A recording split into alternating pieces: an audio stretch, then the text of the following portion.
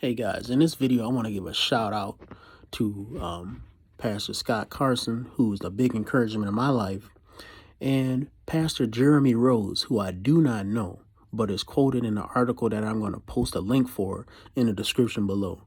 Now, this article details how there was a case of arson in Nashville, Tennessee, and somebody threw a Molotov cocktail into a church and basically tried to burn it down. And the ATF is looking at it and they're considering this an act of terrorism because it's against a house of worship, and there's investigations being done. But the pastor, he just said so many great quotes in that article, and I really want you to read that article. But in the article, he said something that was just so profound. And he said this: we're not looking at it as if we're victims. We're not looking at this as if this is a hardship or that we're being persecuted. We're looking at this as an opportunity because we knew we were going to face hardships. And I just thought that was just so profound because later on he said, this is why we put our church here. And the reason why he started his church there is because that was known to be a high crime area. And let me tell you, that is going so far against where many churches are being started now. If you look at a lot of church plants, what they're doing is they're planting in an area they would like to live in.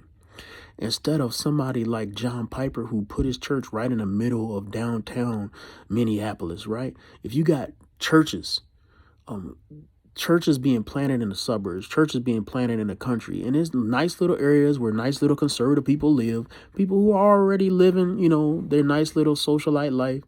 And here's the thing. I get it. The churches in those areas, they definitely need to exist. They need to fight against this culture. And this talks about the problems of the black and the white church. But the churches in those places, they need to fight against this idea that just because you're conservative and you're American, you're a Christian. Because a lot of people believe that they're Christian just because they have just some basic ideas and they get eventually married and they have traditional American views, right? That doesn't save you. But what a lot of the evangelical church has done is they've abandoned the hood, right? And we've seen the impact of that. We've seen that churches have gone away from the areas that have high crime. And really, that's where we should be. When we talk about where the light should be, where should the light be? The light should be where there's darkness. And we as Christians, we cannot be afraid to face that darkness. One of the things I love to do, and hopefully at one point I will get a camera that's able to videotape when I'm doing this. We at Sweet Communion, what we'll do is we'll go out there and we will witness in the hood, and we get to talk to people.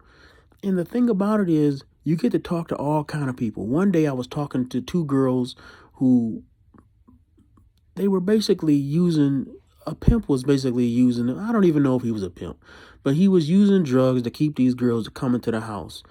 And they didn't really have nowhere to go. They were not from Milwaukee. They were nowhere near. But you could tell that they didn't belong there just when you talk to them.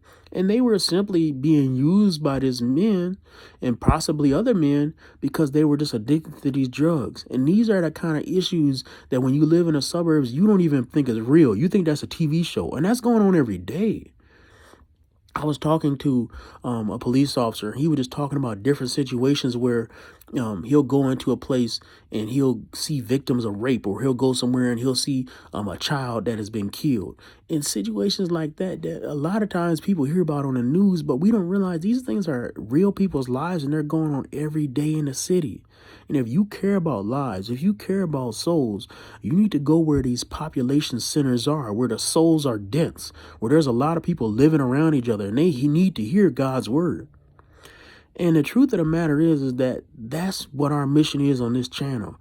We're bringing God's word, and we're bringing masculinity, yes, but we're bringing God's word, and we have a masculine frame by which we bring it. We're not bringing it in this traditional feminine frame that a lot of Christianity frames itself in. So I want everybody to know that as a Christian, you have to confront that darkness, and you have to confront it head on, because in a confrontation between light and dark, the head on collision, light always wins. So where does Satan strike? He tries to strike us from the sides. He tries to avoid a confrontation and hit you in the back because he cannot face God head on. So, hey, Don't be afraid of those collisions. Sometimes what you think of as a tragedy is an opportunity for God's word to go out. So, hey, go forward and don't be afraid.